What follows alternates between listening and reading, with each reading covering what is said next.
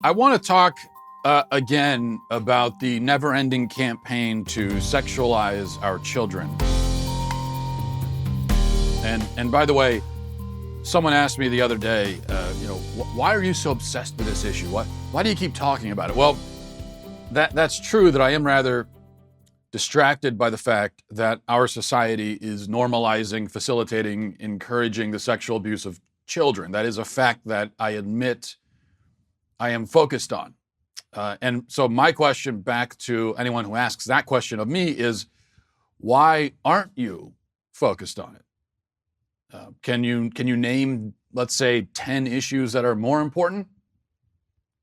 Okay, so now an article in the Daily Wire, this written by Josh Hammer. It says, on Facebook, Fairfax County, Virginia School Board candidate Priscilla De Stefano,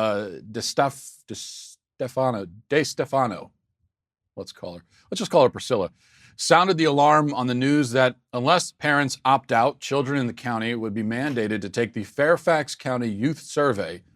Lest that survey sound innocent enough, she highlighted how the questionnaire would reportedly grill children as young as 8th grade on whether they are sexually active, whether they have engaged in oral sex, on how many sexual partners they've had in 8th grade.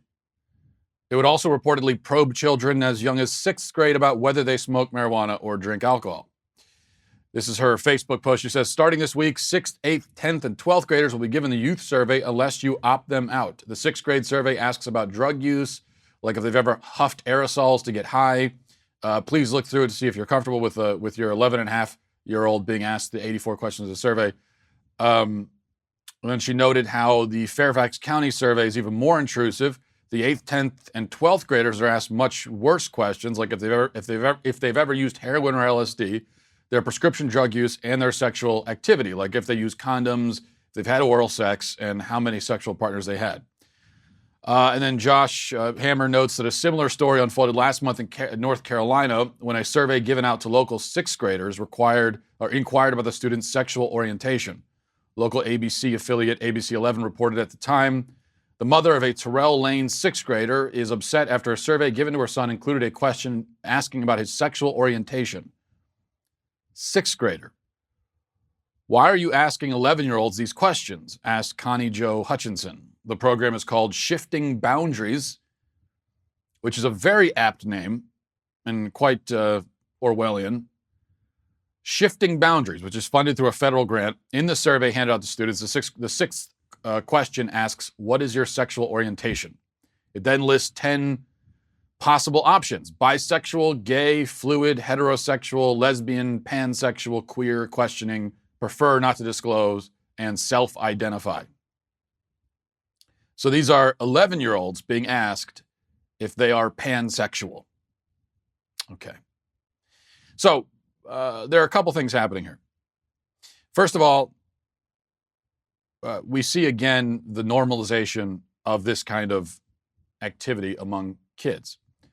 The thing is, when you even so much as ask a kid, have you done X? The implicit message that you're sending is, what you're really saying is, X is an option, or people do X, or even you're weird if you haven't done X. So when you go to 8th graders and you say, have you had oral sex? You are essentially suggesting it to them. And that's not an accident. It's called normalization. It's called you saying, hey, people your age do this kind of thing, and that's okay. But, there's something else here too. There's another message being smuggled in. Well, I don't even know if you could call it smuggled because it's so conspicuous and they're barely trying to hide it.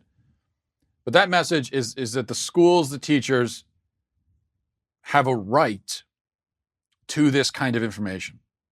So when an adult asks a question like this to a child, the message to the child is, the message from the adult is, I have a right to know these things about you, and it is appropriate for you to discuss them with me. This is literally what pedophiles do. This is how they groom their victims. The point is to break down boundaries. They call the program Shifting Boundaries.